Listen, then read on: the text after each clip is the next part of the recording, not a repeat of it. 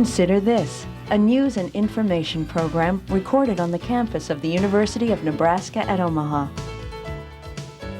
From the Fireside Lounge in the Milo Bale Student Center, here is your host, Carol Schrader. Hello and welcome back to the University of Nebraska at Omaha and to Consider This.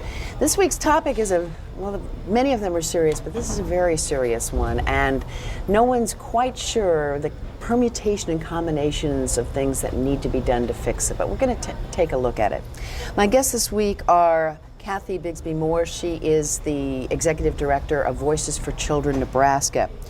Also with us today is Burrell Williams. He wears many hats, as most of us do. He is the principal of Norris Middle School in Omaha, the largest 7th and 8th grade school probably in the state. He's also a member of the Nebraska Foster Care Review Board, so he draws experience from both places. Mary Fraser Meints is currently the Government Relations Director at Udahally Girls Village in Cooper Village, but has a wealth of experience as a Child Protective Services worker and supervisor and adoption worker in the state, working with Health and Human Services in Nebraska. The subject that we're talking about, and I guess I had to kind of work up my nerve to say, I mean, it's hard to say. There have been 21 child deaths in Nebraska since the year 2000 began. 10 of those this year, all from child abuse. And in at least, as I'm putting together news reports, at least 9 of those cases, the state or local agencies were alerted in some fashion, either formal complaints. And the governor has put together a task force of which Mary Fraser Meints is a member to try to get a handle on the problems. But I think we need to state in some fashion what we perceive the problem is. I mean, the problem is children dying, Kathy. And children dying in what seems to be an increasing number with increasing frequency. And when I say seems to be, we have a difficult time exactly documenting these deaths as they occur, because a physician determines on the death certificate that the death was due to a medical reason, subdural hematoma, and the decision that it is related to child abuse comes later. But we are concerned that this is occurring with increasing frequency. We are concerned that for the first time we do know, as you say, in a number of these cases, Child Protective Services did receive a report. We are concerned because there doesn't always appear to have been cross-communication between Child Protective Services and law enforcement, both who have responsibility but slightly different responsibility in that investigative process. And for every death that we have, and I think that certainly either one of you can address, for every death, there may also be those cases where children are sort of either physically or emotionally maimed for life. So, I mean, the death is bad enough. But if we have a problem in the safety net, then, I mean, there's other things happening out there to children. I think the largest part of those youngsters who have died in the last year or so has been youngsters under the age of 5 years old who can't speak for themselves. By the time that they reach the medical doctor or someone that sees them who can give a diagnosis of how the youngster died, someone else has seen that kid before he got there. And I think what we should do is to look at how can we educate the general public, caretakers, providers, on what can we do and how can we educate them to recognize the beginning of the abuse. I think that you know, I think you're right on, and the question is that we're going to talk about, and the task force I'm sure Mary is going to consider, is that there are children out there dying, there are children out there being hurt for life in some other respects, and you know, we've reached a crisis point, a turning point, a tipping point. You all have known that there were kind of shortcomings in the system, or maybe not red flags, but at least very pink, you know, for a long time. I think one of the pink flags is we have an under-resourced system. We have high turnover and high caseloads for protection and safety workers. We have law enforcement officers who have many struggles and lots of pressures, and this is a case that takes a long time to investigate. We have county attorneys who have all types of cases that they have to prosecute and face, and there's just a lack of resources. There's a team that's set up in each county called the LB 1184 team, and there's a lack of resources for those teams too. So when you have a lack of resource for law enforcement and protection safety, and they don't do their investigations together, then you don't get as high of a quality of product as if you do things together. And I think that's a pink flag. When we stopped seeing the number of joint investigations happening and we started seeing a decrease in that, that was a pink flag. When we talk about resources, a different kind of red flag, pink flag comes up, and that is we are in a time where, and I don't want to go into the resources at length right now, but when we try to figure out how to solve this problem, and you could quote statistics, and I always look to Kathy to quote a few pertinent ones. But when you look at a problem that has that this is the tip of the iceberg that we're seeing, these deaths, they stare the public in the face. There's all kinds of other things going on. And when you talk about we don't have enough caseworkers, or we don't have enough resources, and you're in a situation right now where the word resources scares everybody to death, because it might mean raising taxes. And our legislatures have already done that to a degree just to get through this horrible fiscal crisis that is not going away anytime soon. So maybe we should talk about, I'm not trying to be politically correct, but talk about the kinds of things that, as you said, resources meaning people, caseworkers. Do we have any statistics to show real life things? When you say, oh, let's throw some more caseworkers at it, taxpayers kind of go, that doesn't necessarily mean it fixes the problem. Right. I think there's two ways to look at this. First of all, when you talk about resources and talk about the legislative decisions that will be coming up, Voices for Children did a survey last year of voters and asked them questions. Given the current constraints, budget constraints, which were significant last year, do you want the legislature to inflict budget cuts on services, or do you want them to do a combination of cuts and tax increases? And voters said, over 60 and 70% of them said, we want priority to be placed on children's issues, on child health issues, child care issues, and educational issues. And I think sometimes there's a disconnect between what voters want and what politicians believe or execute. So the first message I would give is that I do think voters are concerned about these children, and they do want a combination of added tax burden, if you will, but something that will lead to increased resources. To answer your question about what works, it is more difficult because we in the state even have tried to accurately define what caseloads are and what that leads to in terms of outcomes. And that has been very difficult. We get a statewide number of caseload size, but that is an average, and it doesn't necessarily speak to what the caseload is in Omaha versus Schuyler versus Scotts Bluff. I read some of the statistics quoted in the Omaha World Herald, and there was some analysis done that Omaha is just really behind in, for staffing purposes or whatever, but for the number of complaints it gets, for what it investigates, and I hate to use the word follow through, but that there's some outcome where it's proven, not proven, you can't absolutely prove it, but determined one way or another whether we pursue this or whether we have no reason. Maybe you can help me out on that. Omaha, in the Child and Family Services Review, which is a federal review, they found that only 58% of the cases of child maltreatment were responded to in a timely manner. And so Omaha has taken on a pilot to change the way they take cases into the system, their intake process. So they've got a new screening tool, they've put more workers up front, and the upfront is the most important, and so they want very highly skilled, trained workers who know questions to ask, dynamics, and it will be a 90-minute or an hour interview instead of a 15 to 20-minute interview. They will get information and then do collateral contacts, other contacts with other folks, maybe call the school, maybe call a neighbor or someone else that has other information before they make a decision on whether the case belongs in or out.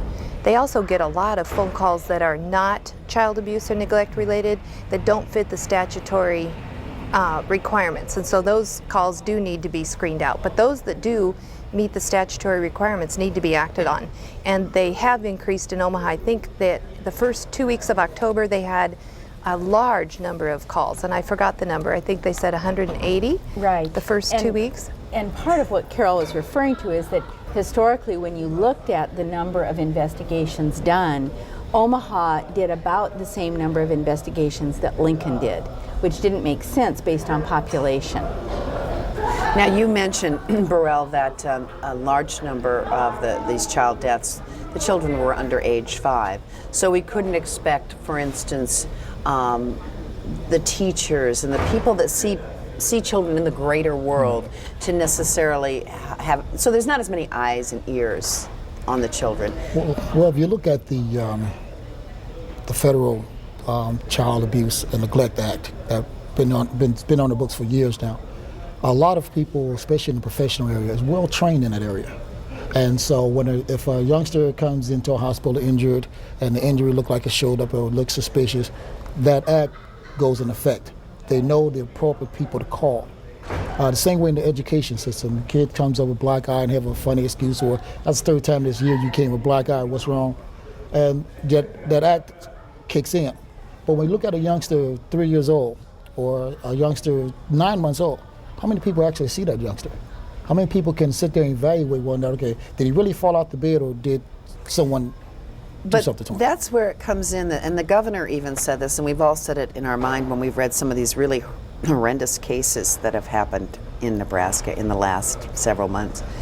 The governor said somebody somewhere knew, and there were calls in the case of some of these from a father or grandfather who couldn't see the child, and he wasn't really complaining. He said, and maybe this should be a red flag to somebody, I just want to know they won't let me in. Or a neighbor that isn't allowed to ever see a child that they know 3 kids live there. I mean, so sometimes what you don't see Right. is as important as what you see. Not trying to be a busybody or a troublemaker, but sometimes those little kids don't have the public eye, and they're not always taken to the doctor. Right. And I think what is important, Mary Frazier referenced the number of screened out calls, and some of those are appropriately screened out. In Some Nebraska, are just upset ex-spouses, Right. and there's all kinds of sabotage, attempted sabotage going on. occasionally, but I think the more lengthy and more thorough screening will hopefully get to the heart of the serious ones, because last year we had 16,000 calls that were alleging abuse and neglect. Of those, 8,000 were investigated, and of those, less than 3,000 were substantiated. And so we've got a ways to go in order to make certain that we're investigating the proper ones, because as you said, over 9 of these children had been called in. Over 9 of these children that died were in essence those screened out cases. Jaden Swartwood in North Platte, Brianna Pope in Omaha.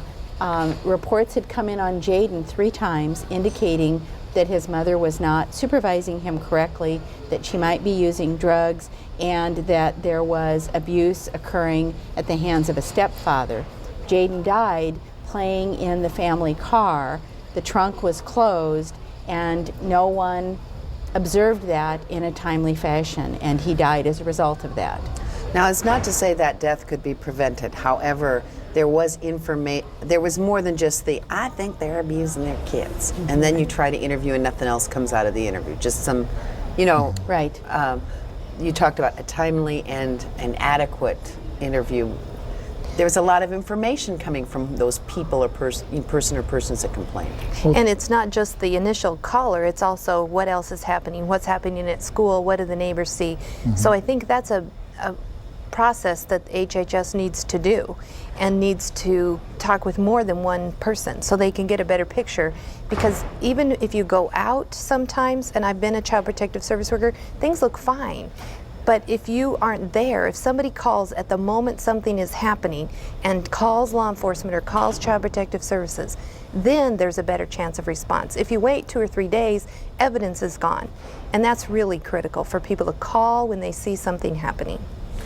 And for the follow-up, Burrell? And when they call, I think if they had some type of education on what are you looking for, what do you see and what you don't see, what are they saying and what they're not saying, and that's where I think the public really can help with our job of detecting whether a kid is really not being safe.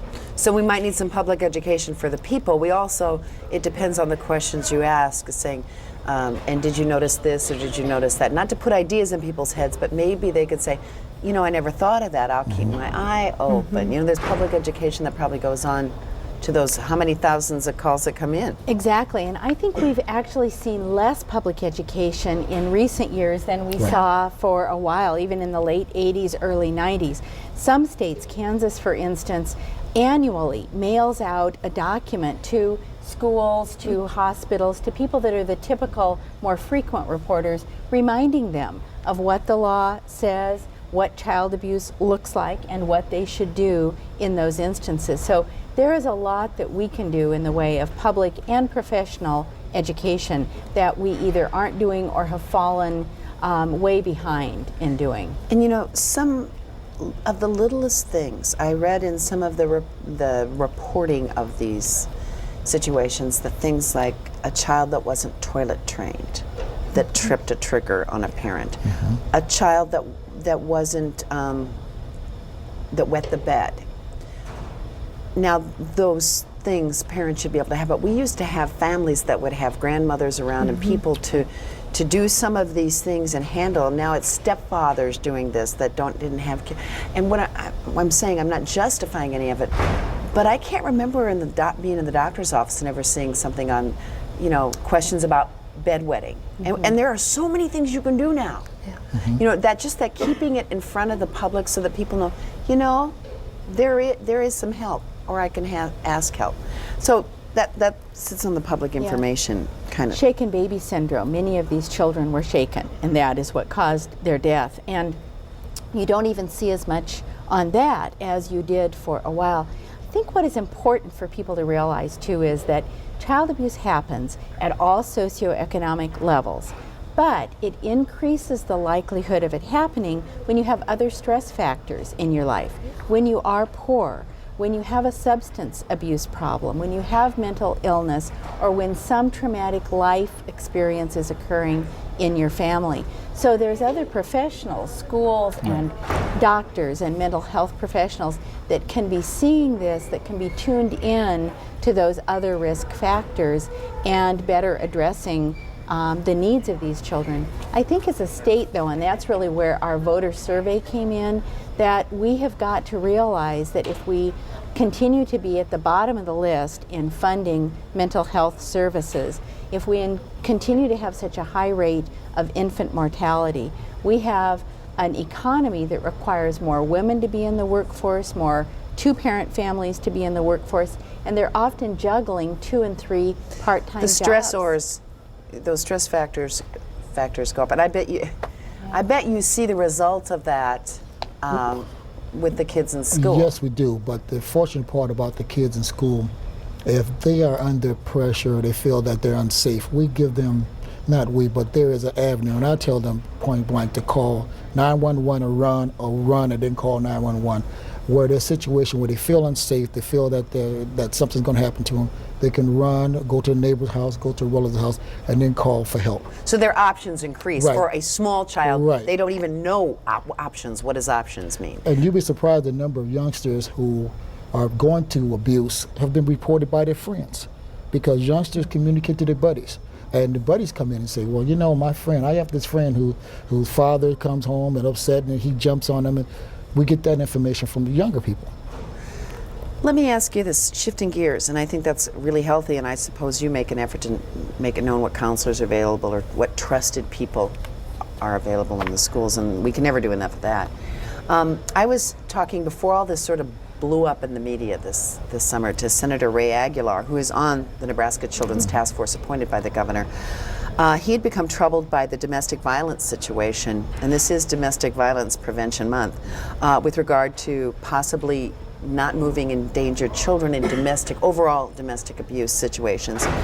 And he had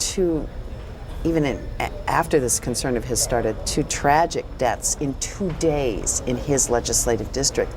And this is what he said then, before the headlines all came out. He said, Who knows what red flags to look for? We send police to homes for domestic violence, and do we have a real good system for them for backup with Child Protective, or do we need to train our police more and they're already overburdened in what they do?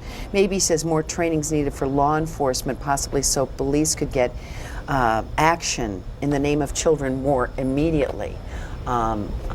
There certainly is a relationship between domestic violence and child abuse, and these are the two people that see them, police and Child Protective. Do we need to get these people working Yes, better? we do. One instance is where one of the agencies went out and checked the house out and said, okay, this child needs to be removed. And then when the other agency, police, came out, they said, no, we're not going to move them. They shouldn't be moved. But those two reports never got together. They never really got together where one knew what the other one was So doing. they could actually talk. Right, Maybe they the were people not could actually commu- talk together instead of a Right, report. This right. report there. So I think that systems, in anything you're trying to solve, Right. systems are the biggest problem. Right. Effective systems, and that's maybe what we're. But when you deal with systems, you deal with people. And when you deal with people, you deal with a lot of inconsistency on timing and amount of work, and you're also thinking about a lot of paper going past. But that's where accountability comes Right, in, which but- is the. But how fast can you get, I say to our policemen or our first responders to a situation, how fast and how well equipped is he, does he have when he goes out to that house? Does he have all the facts and figures on what has been going on in that house before he got there? Well, what Ray Aguilar was saying is that domestic violence calls, by the way, are some of the most dangerous calls that a police. So they've got their mind and their emotions and their professionalness filled up when they go out on these. But if there is more of a maybe procedure, were there children in that house? What ages were the children? And then passing that on, regardless of, they can't make an assessment, are the children in danger over a period of time? But maybe just a system, a checklist, a system that works and then is followed through on. And Voices for Children actually had an initiative for 3 years to address that very issue because it isn't substantial. And I think we made some headway, but not enough. And what all law enforcement officers need to remember is that, first of all, the effect of a child witnessing domestic violence is the same as if the child is the victim. So there is some victimization just off the top Exactly. there, in a sense. Secondly, though, there is a 60 to 70% chance that if a child is involved in a domestic violence household, that they are also going to be abused, and vice versa. Well, maybe I watch too much Law and Order and things like that, but I just know these cases exist where the child tries to protect the mother or gets involved. There's all kinds of dynamics that can bring a child directly into the path of danger, assuming they're not even the object of wrath. Right. And it goes back to the joint investigation again. If you have the ability of a protection and safety worker to assess the situation and look at the social factors, and the ability of law enforcement to look at the criminal issues, you've got the best of both worlds. Now, that's a highly resourced system, so maybe there's certain cases where there are joint investigations, and that might be one of them. But Quick question. Whenever a Child Protective, just from your knowledge, gets a complaint on a family, do they do in there somewhere as a check on domestic abuse calls to that facility? there So is that- now, there and is I now. think that's a result of the work that Voices for Children did.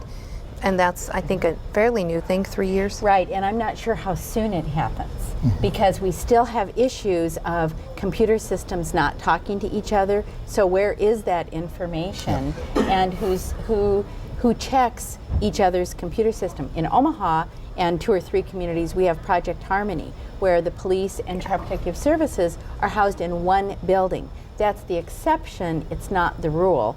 And again, I don't know how soon the police go and look at Child Protective Services computer system and vice versa. And see, in an ideal world, when the police makes that call, it's almost like him using that computer system he has the car for, where he pull us behind someone with a ticket. He can punch those buttons and get the whole life history, even get the name of your dog, But if he goes to domestic violence, could he punch up and bring up the records of how many calls, the person's name, bring it up by name, address, child, and see how many calls have been made to that home? Because sometimes people say, well, that's the first time I've ever been called, but first time you've been called to that address, Meanwhile, you live 3 different other places where you got compiler costs. I think the hospital's done a great job with their computer system on how many times this kid's been to hospitals in Omaha. You know, they kind of link together, they talk together. And so they can detect, okay, now you running from hospital to hospital. Are you running from house to house? You know, and a lot of youngsters have different names from their parents. So they can go in the system and bring And that then there's up. step-parents, Right, and there's step-parents. significant others.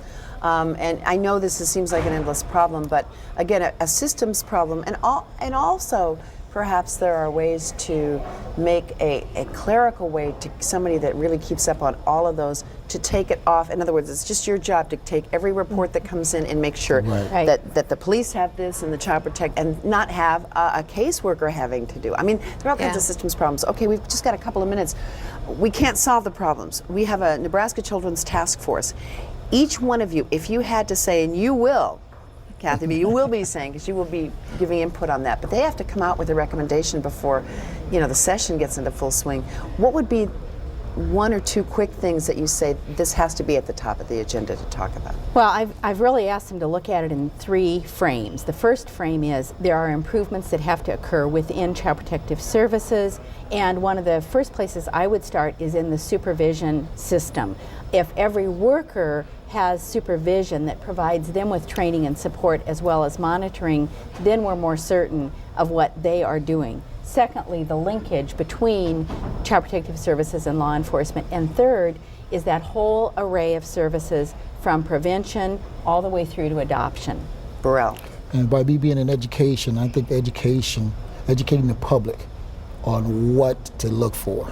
Because education works. Right. And educate the child providers, daycares, who will handle kids from birth till 5 years old, and let them get an idea and a feel for what's going on in the kid's life. Because like the governor said, somebody saw that kid before it happened. Mary. I agree with what Kathy said. Actually, I think adequate caseload sizes, but adequate supervision, because supervisors can make such a difference in guiding and leading protection safety workers and helping them make decisions that are very difficult. It shouldn't be one person making such difficult decisions. Also, prevention services and the more services like the Project Harmony, where it's a child advocacy center, where you do have, and there's the medical component, law enforcement and child protective services, and soon mental health and substance abuse providers. And not to mention the county attorneys and the judicial. But stay tuned. In your community, there may be a forum coming soon where you can give some input to this Children's Task Force. So keep an eye on your local newspapers. Thank you, Kathy. Thank you, Burrell. And thank you, Mary Fisher-Myers. Thank you for joining us. See us next week on Consider This.